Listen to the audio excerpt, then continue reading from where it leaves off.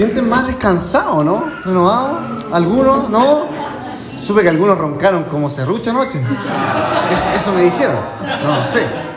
Bueno, pero un poco la idea de este retiro es justamente apartarnos, ¿no? Apartarnos un poco de la cotidianidad, de lo que hacemos todos los días, todas las semanas, todos los sábados, domingos, y poder estar en un lugar exclusivamente a estudiar del Señor, ¿no? A crecer en el Señor. Yo doy gracias a Dios por este tiempo, ¿no? Doy gracias al Señor por Johnny. Su enseñanza fue muy, muy animante a mi propio corazón, y estoy seguro que para muchos de ustedes también lo fue, ¿no? ¿Quién de ustedes va a empezar a hacer devocional mañana? Vamos, que se puede, ¿no? Vamos, empecemos. Hay que hacer devocional, vamos, un alimento de Dios.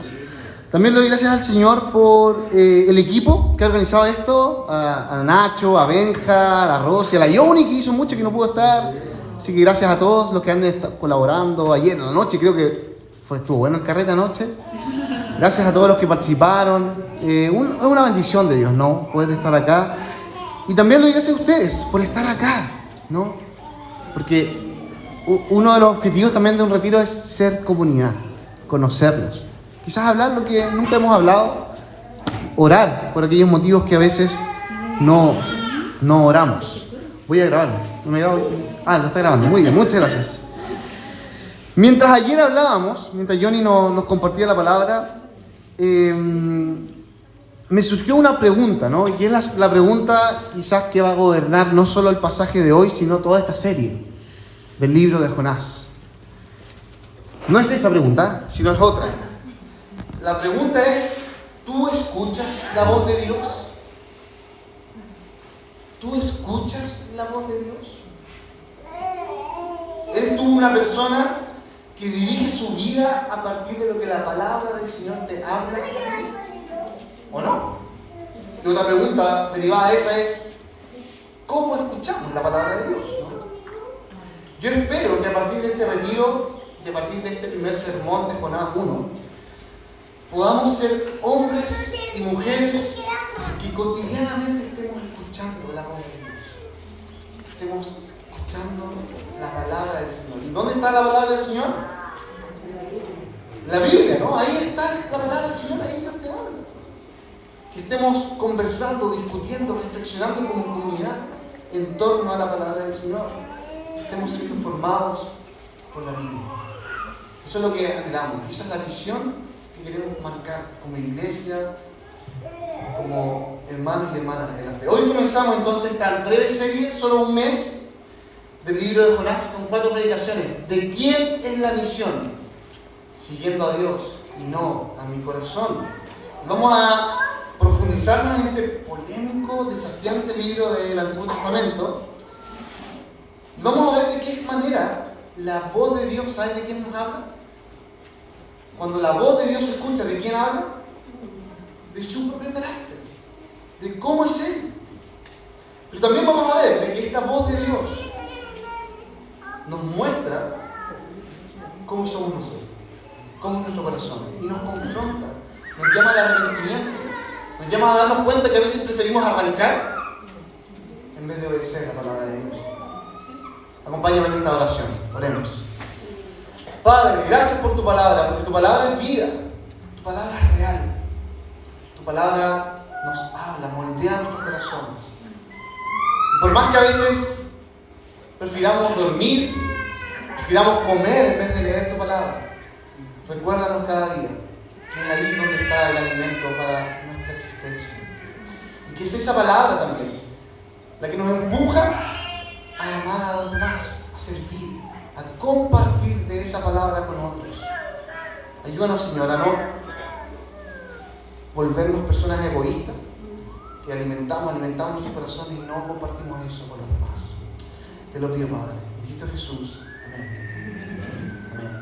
Hace no mucho tiempo atrás, hace un par de meses, si no me equivoco, hablando con una persona cristiana, me dijo, hermano, Dios me habló. Y dije, buenísimo. ¿Qué te dijo el Señor? Dios me dijo que tenía que dejar mi trabajo e irme en un viaje a la China, creo. Y dije, ¡wow! ¿Eso te habló el Señor? Sí, lo escuché. pensar, ¿cómo le habló eso?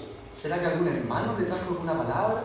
¿Será que en una predicación lo escuchó leyendo la Biblia quizás de Pablo? ¿Entendió que tenía que dejar su trabajo e irse a la China? Yo no sé cómo es tu vida. No sé si has tenido experiencias de esta manera, que Dios te ha hablado de manera tan gráfica o no. Tal vez tú has sentido la convicción muy fuerte de tomar una decisión. O quizás nunca Dios te ha hablado. Como que tú dices, bueno, supuestamente Dios habla, pero en mi vida jamás me ha dicho algo así. ¿De qué manera Dios nos habla a nosotros? Para Jonás, en el tiempo en que él vivió, estamos hablando hace 800, del año 800 antes de Cristo, o sea, hace mucho tiempo. El escuchar la voz de Dios, el oír a Dios, no era algo tan popular. No es que los hermanos se reunían en la iglesia y algunos decían, no, Dios me habló, me dijo esto, Dios me dijo esto. No. Solo algunas personas, los elegidos por Dios, podían escuchar la voz de Dios. ¿Sabes cómo se llamaban esas personas que escuchaban la voz de Dios y que anunciaban esa voz a los demás? Profetas, justamente los profetas. Y no eran muchos. Jonás era uno de ellos. Entonces no era común que alguien llegara y dijera, Dios me habló y me dijo esto. No, son algunos. Dios les entregaba palabras y tenían el deber de entregarla. Jonás tenía este rol, ¿no? De recibir la palabra de Dios y entregarla al pueblo. Ya lo llevaba haciendo varios años, desde cuando se escribe este libro de Jonás. Incluso hay un libro que es 2 de Reyes, capítulo 14, que se nos muestra a Jonás. Cómo Jonás ya le había llevado palabra de Dios a un rey, al rey Jeroboam II. Y le había dicho a este rey, tú tienes que tomar este camino, tomar estas decisiones. Esto me ha dicho el Señor que hagas. Jonás llevaba palabra de Dios y la transmitía la voz de Dios. Y lo hacía en un contexto no muy bueno. Déjame decirte que este rey, Jeroboam II, 2 de Reyes 14, lo pueden ver, no era un rey muy bueno. De hecho, podríamos decir que era un mal rey. Él reinaba en el reino del norte de Israel. Israel se había separado en 2 reinos y estaba en el norte. Y hacía las cosas mal. Desobedecía a Dios, se portaba mal, hacía tontera. Y no solo Jeroboam II hacía eso, sino también todo el reino de Israel, del norte, eran así, idólatras. Se confundían, empezaban a adorar otras cosas. Preferían otro tipo de dioses antes del Dios que los había creado. Era tan así el pueblo del reino del norte que en el año 700, 100 años después, fueron destruidos por este imperio de Asiria.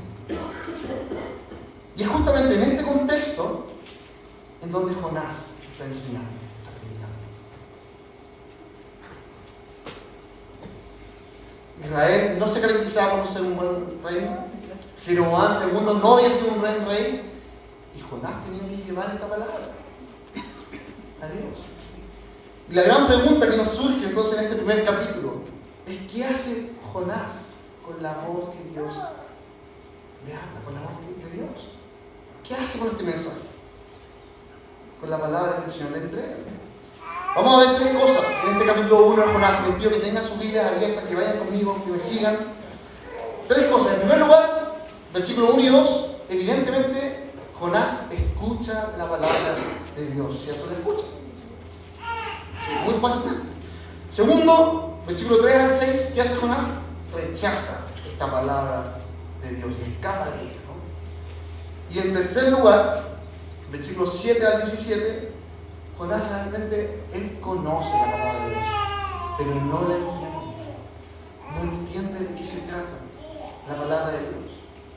Vamos a ver lo primero, ¿cierto? Porque dijimos que Jonás era un profeta que anunciaba la palabra de Dios, pero parece que ahora Dios le envía hacia otro lugar, hacia otro contexto. Mira, ven conmigo, versículo 1 y 2 de Jonás 1. Dice así: la palabra del Señor vino a Jonás, hijo de Amitai. Anda, ve a la gran ciudad de Nínive y proclama contra ella que su maldad ha llegado hasta mi presencia. Eso es lo que Dios le habla, ¿no? Lo que Jonás escucha. Entonces, ¿cómo comienza este libro? ¿Cuáles son las primeras palabras que nos muestra este libro? La palabra del Señor. Eso es lo primero que muestra este libro. es lo que gobierna la vida de Jonás, lo que gobierna desde luego la Biblia, ¿no? Una palabra que es anunciada a un profeta que Dios mismo había elegido y le dice en tono imperativo, ¿no? No es como, si tú quieres, piénsalo, medítalo, convérsalo con tu almohada. Sino le dice, anda, ve a la gran ciudad y anúnciales que su maldad ha llegado hasta mí. Entonces la palabra que Jonás escuchó era una advertencia que tenía que llevar a este pueblo, a esta ciudad de Nínive. ¿Qué era Nínive? Era esta gran capital del imperio asirio. Un imperio terrible, sanguinario, malo. Recuerden entonces, Jonás estaba en Israel, en el reino del norte, debía ir a la capital del imperio enemigo que estaba conquistando gran parte del territorio conocido en ese tiempo, y les debía advertir: lo que están haciendo está mal, es terrible, están ofendiendo a Dios, su maldad ha llegado hasta la presencia de Dios, hasta la presencia del Dios de Israel.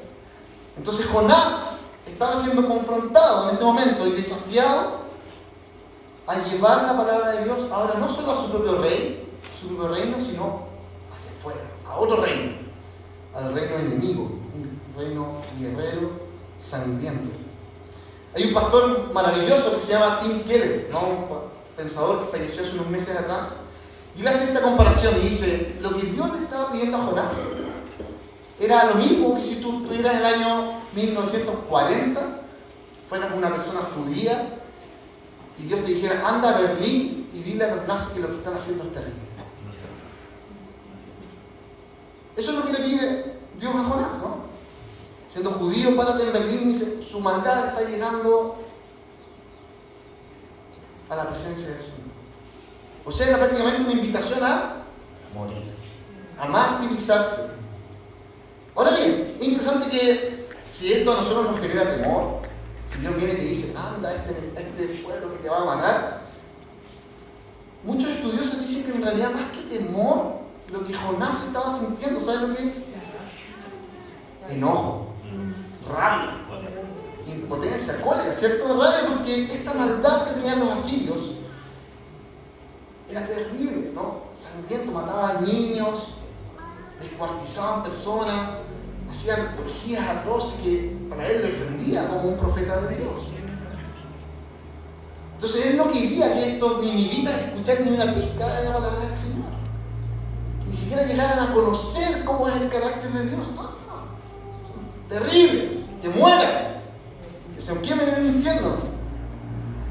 Pero escucha esto: al final del día, el escuchar la voz de Dios, el conocer la palabra del Señor, es la única manera que conocemos y que entendemos el carácter de Dios. Y eso es lo que Jonás no quería que los ninivitas conocieran. Quizás con un corazón celoso, egoísta, terco, mañoso, no quería que los ninivitas conocieran a este Dios. Yo te tengo aquí una pregunta para ti. Escucha bien. Si tú lees la Biblia, si tú vas a empezar a tener un devocional, una vida devocional, ¿qué provoca en ti el escuchar la voz de Dios? ¿Qué debería provocar en ti? Déjame decirte que para muchos, probablemente el escuchar la voz de Dios les trae paz, armonía, alegría, sentido de propósito, arraigo. Pero quizás son pocos los que al leer la palabra de Dios dicen: tengo que dejar mi comodidad, tengo que dejar mi cama, mi lugar de estabilidad, debo llevar este mensaje a otros, aunque me cueste, aunque haya sangre, sudor y lágrimas. Jonás pensaba así. Lo que era peor: voy a tener que llevar este mensaje a los que son más terribles que yo. Jamás. Así que aquí está el orgullo, ¿no? Metido en la vida de Jonás. Y en ese orgullo, ¿qué es lo que hace? Lo empuja en la dirección contraria. Este es el segundo punto, ¿cierto?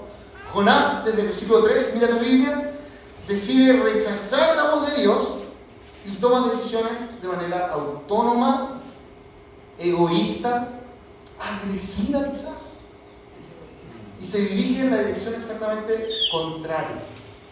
Dios le había dicho que fuera para allá. ¿Y para dónde va Jonás? Para allá, ¿no? De hecho es increíble porque dice acá que Jonás está huyendo de Dios desde el puerto de Jope, que era Israel, ¿no? Ahí en una costa del Mediterráneo, y toma este barco en dirección a Tarsis, que era lo que hoy día es más o menos España, ¿no? O sea, básicamente todo el extremo del mar Mediterráneo se quiere ir. Y esto es llamativo porque algo que llama la atención en este libro de Jonás y que nos va a seguir durante todos estos 4 capítulos son algo que se llama las ironías de Jonás. Hay muchas ironías en este libro. ¿Qué es una ironía? Es algo como cómico, como gracioso, que nos lleva a decir, esto es ridículo, ¿no? Irónico. Frente a la decisión que Dios le envía, Jonás huye. Y hay 3 ironías que quiero marcar acá. Primera ironía, ¿no? Justamente Jonás como que se molesta y rechaza la voz de Dios de anunciar a Nínive porque eran pecadores. Pero ¿cómo era su propio pueblo? ¿Cómo era su propio rey? Igual de pecador.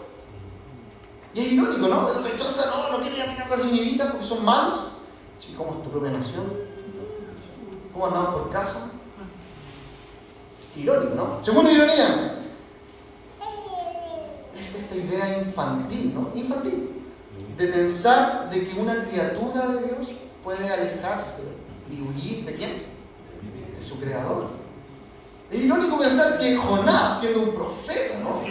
Que recibía la voz de Dios, que conocía la palabra de la ley del Señor, no es consciente de lo ridículo que se ve escapando de Dios. Y la verdad que, si bien es ridículo e irónico, no es raro para nosotros. Piénsalo en tu vida. ¿Cuántas veces has hecho algo o has pensado algo creyendo que Dios no te ve, creyendo que Dios no lo sabe? Cuando la verdad es que si somos personas de fe, que creemos en un Dios que todo lo ve, que todo lo sabe, que todo poderoso, Él sabe exactamente lo que tú estás pensando ahora. Y es irónico decir, oye, no, pero aquí Dios no me va a ver lo que estoy diciendo. No, Dios no sabe que estoy teniendo este pensamiento. Dios todo lo sabe. Es irónico. Y la tercera ironía que nos muestra estos versículos, mira tu Biblia, versículo 5, son las reacciones, ¿no? Mira las reacciones de este relato. Porque después de que Dios envíe esta tormenta, ¿cierto? Para remover el piso y marcar un punto, ¿cómo reaccionan los marineros? Tuvieron susto, miedo. Cada uno clamó a su propio Dios y arrojaban la cabra pensando que así iban a liberar y a poder ser salvados. O sea que la situación estaba muy terrible, la tormenta ahí revoloteando. ¿Y cuál es la reacción de Jonás frente a esto? ¿Qué está haciendo Jonás? Durmiendo. Acostado, durmiendo. Imagínense como si estuviera en un retiro a las 8 de la mañana aquí durmiendo. Y así estaba Jonás. Imagínense, es ridículo, ¿no? Como irónico. Se está a punto de naufragar. Y el compadre durmiendo, placentero, guatita al aire. Los demás estaban aterrados, los marineros que eran expertos en navegadores estaban asustados. Pero este tipo ahí durmiendo, relajado, con paz interior. Oh, Dios me da paz. Yo puedo dormir tranquilo, nadie me asusta. Y es que al final del día, escucha esto, por más que muchas veces cerremos los ojos, nos tapemos los oídos, queramos evadir los problemas, no, yo me meto en ese camino. Todo lo que ocurre a tu alrededor, Dios lo usa para que mostrarte la profunda necesidad que tienes de Dios. Lo necio de nuestro corazón, pero lo eterno de su poder y su amor. Tal vez uno podría decirle que la actitud que tenía Jonás ahí durmiendo estaba bien. Oye, tiene paz este hombre, está tranquilo con la decisión que tomó. Pero vas a tener paz creyendo que estás huyendo de Dios. Es una verdadera paz.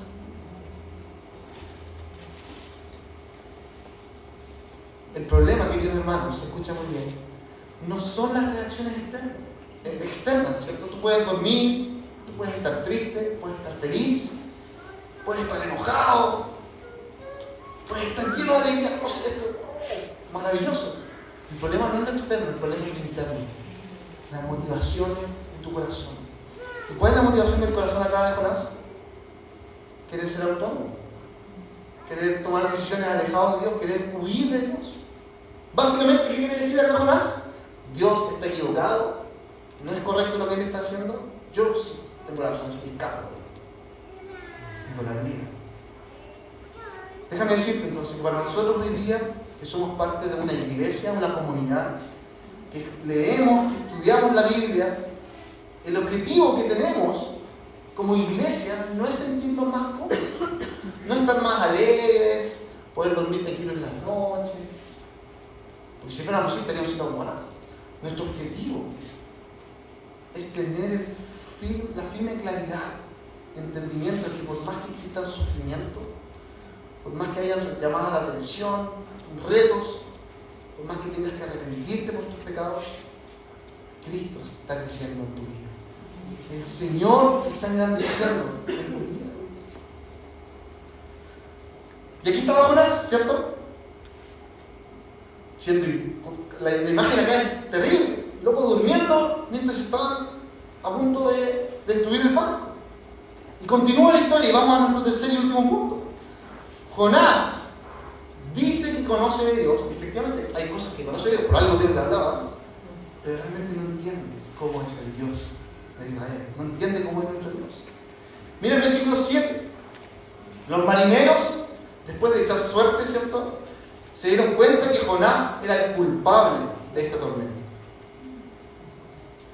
¿Cómo responde Jonás a esto? ¿Qué dice frente a esta acusación? Versículo 9. Jonás responde y dice: sí, está bien, yo soy hebreo y temo al Señor, Dios del cielo, que hizo el mar y la tierra.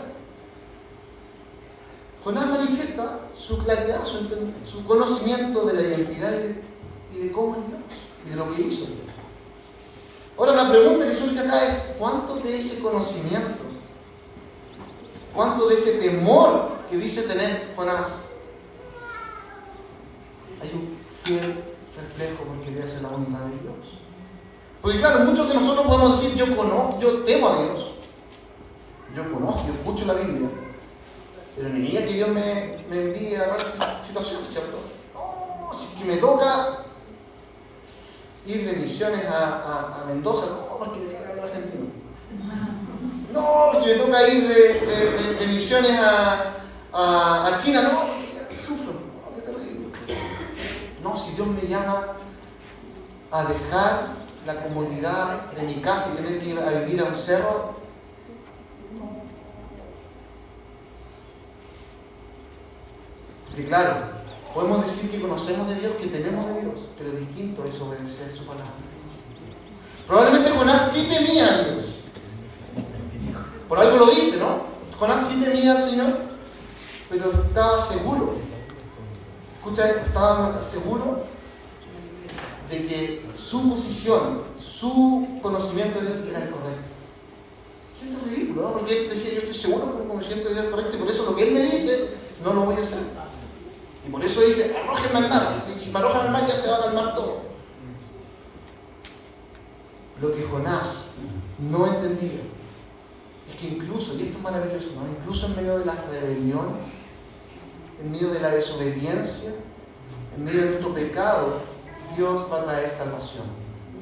Y esto es lo que nos muestra este último punto, ¿cierto? Lo que Jonás no entendía, y quizás tú no lo entiendas hasta el día de hoy. Dios salvó a estos marineros. Aún más Dios puede salvar a mucha gente por medio de tu desobediencia, por medio de tu pecado. ¿Qué cosas entonces está aprendiendo Jonás de Dios? ¿Qué cosas aprendemos nosotros de este primer capítulo de Jonás? Primero, nadie puede escapar de la presencia del Señor. Salmo 139 lo dice: ¿quién escapará, Señor, de tu presencia? A donde yo vaya, tú vas a estar ahí. Eso aprendemos nosotros, ¿no? Hoy día, si estamos acá en este lugar, no nos mueve, Dios está acá. Si estás en tu casa, Dios está ahí. Si estás en tu trabajo, Dios está ahí. Si estamos en nuestra reunión de iglesia, Dios está ahí. Lo segundo, Dios es tan poderoso que si quiere tratar con nuestras vidas, lo va a hacer de cualquier manera. Lo va a hacer incluso cuando te atrevas a desobedecer la palabra de Dios. Lo hacen incluso de las maneras más impensadas, más locas. Y lo que es más hermoso, escucha bien, Dios va a salvar a las personas más impensadas. A Dios no le bastaba con ir a anunciar este mensaje de juicio, pero salvación a los ninivitas, a este imperio guerrero, sino también Dios salva a estos marineros que no tenían nada que ver, que eran unos tipos que estaban trabajando, que iban a España. Bueno, Dios nos salva igual por medio de esta situación. Mira el versículo 10. ¿A quién le temían los marineros? Versículo 10. Le tenían miedo a morir, a la tormenta que se estaba dando. ¿Y a quién le terminan temiendo en el versículo 16? Al Señor. Al fin de cuentas, ¿no? Hermanos, la misión de Dios, ¿de quién es la misión? Y llevar un mensaje de juicio y salvación, no solo a los ninivitas, no solo a los marineros, sino especialmente al corazón de Jonás. Y esto es así con nosotros, ¿no? Dios no solamente te está llamando que no, yo tengo que ir a predicarle a mi hermana que es una descarriada del Señor. No solamente tengo que ir a predicarle a tal ciudadano que hace puras tonteras.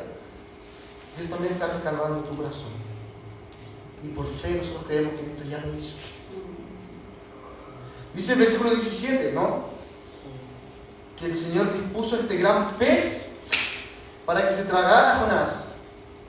Y Jonás estuvo en este vientre del pez durante 3 días y 3 noches. Entonces lo que de alguna manera vemos en todo este primer capítulo, y especialmente en este versículo 17, es que este ejemplo de Jonás es terrible, ¿no? Muy mal ejemplo, desobedece a Dios. Pero también nos muestra la gloria de Cristo, la figura gloriosa del Señor Jesús. Jonás, podríamos decir, es una versión fruna, una versión AliExpress de lo que Cristo finalmente va a hacer, ¿no? ¿Por qué? Porque, piénsalo bien, Jonás fue arrojado al mar y todo mal, desobedeciendo a Dios, pero por medio de ese arrojo, Dios trajo salvación.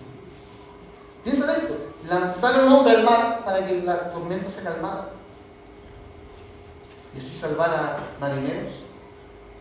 Jesús mismo tuvo que ser lanzado a la muerte, ¿no? Ser clavado en la cruz para que hombres como tú y yo, mujeres, sean llenas del amor del Señor, sean salvados del pecado.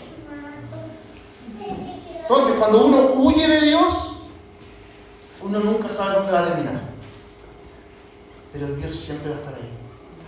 Tú puedes pensar de que huyes, no, estoy ahí con la iglesia, estoy ahí con lo que Dios me está hablando. Las consecuencias de eso pueden ser muy dolorosas, pero es aún más hermosa la gracia del Señor para tomar tu vida, ¿cierto? Y para enviar un monstruo marino a tragarte y salvarte. Entonces, la palabra de Dios, queridos hermanos, fue clara para Jonás. Tenías que hacer esto, Jonás. ¿Y qué hizo Jonás? Desobedeció. Se fue hacia el lado contrario. Pero ¿qué nos enseña esto de Dios? Su inmensa misericordia. Su poder que explota nuestra cabeza, que no entendemos cómo puede hacer esto. Bueno, lo hace. Piénsalo bien, nadie murió en este primer capítulo. Dios no envió un rayo y no mató a nadie. Dios salva.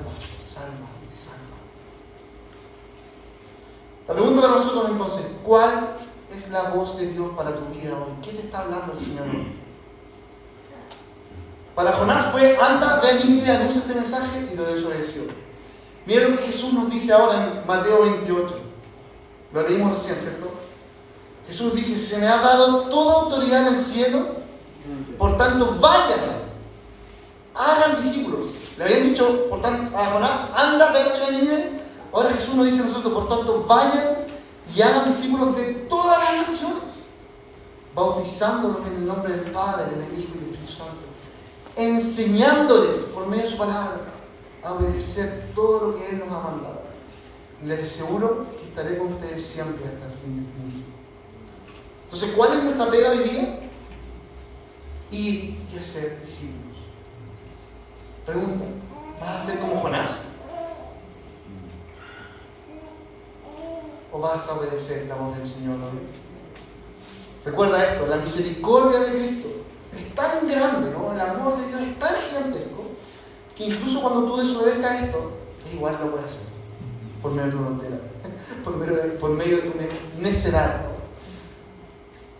Yo conozco miles de testimonios, yo sé que algunos de ustedes también conocen cómo Dios ha obrado en medio de tu pecado, ¿no? Algunos me han contado por ahí que andaban buscando una chiquilla por ahí en la iglesia y Dios los tomó. ¿Han escuchado eso, no? Por ahí. Yo por ahí escuché también que había algunos que fueron discipulados por personas maravillosas, pero que en un momento estas personas se cayeron en pecado, se revelaron de Dios y uno dice, ¿cómo Dios hizo esto? O sea, me pastoreó, me discipuló por medio de este hermano y miren dónde está ahora. Me han contado también de experiencias donde hay personas que terminan quebrantadas, dolidas, por lo que la iglesia les ha hecho. Y Dios ahí sigue orando, sigue siendo soberano. ¿Para qué lo hace el Señor? Para mostrar su gloria, para mostrar su amor. Así que yo te animo hoy día a que tu corazón, analices tu corazón. Piensa, ¿estoy siendo como Jonás? ¿Estoy huyendo de la palabra de Dios? ¿Estoy pensando de que en realidad todos me odian, esto es terrible, no quiero compartir con nadie? ¿O estás pensando que todo lo que ha ocurrido en tu vida, desde que eres pequeñito, hasta el día de hoy, Dios lo ha usado para tenerte acá? Oremos.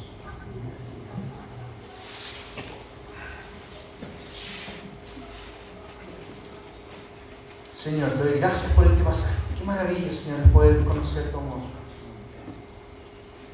Tú eres un Dios tierno, que tomas nuestro pecado, Señor, que tomas nuestra rebelión y la usas para salvar.